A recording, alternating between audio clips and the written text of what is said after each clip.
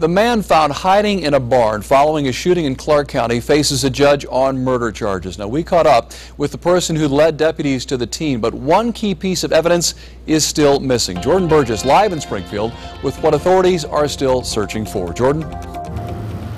Right now, Clark County deputies here are still looking for the gun used in that shooting. They think the suspect tossed it out, and they're worried some kids might come across it. So everybody keeping their eye out for that weapon, and those in that neighborhood also still talking about how their area was ground zero for a 5-hour manhunt with a strange ending.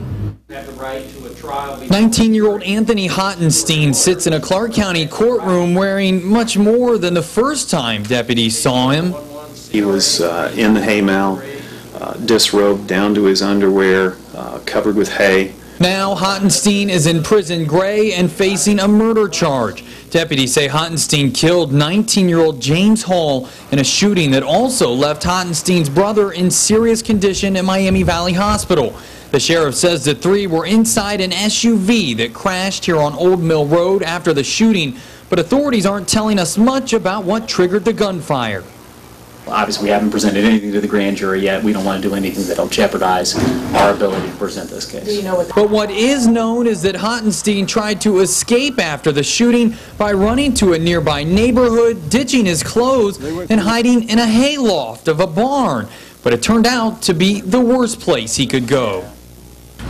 So I said, he's going to be in the barn. The barn is owned by Kenneth Hopper's father. Both of them had been involved in law enforcement in the past. Kenneth noticed a cell phone inside and knew someone had to be there. I just walked outside the door, stuck up 5 fingers, and 5 on one hand and 4 on the other, and gave her the 1-1, and she knew instantly what I meant. Soon after, deputies arrested Hottenstein. Kenneth also led them the next day to his clothing, but the gun is still missing. I hope they find the gun, because this neighborhood's a young neighborhood. There's a lot of young kids out here.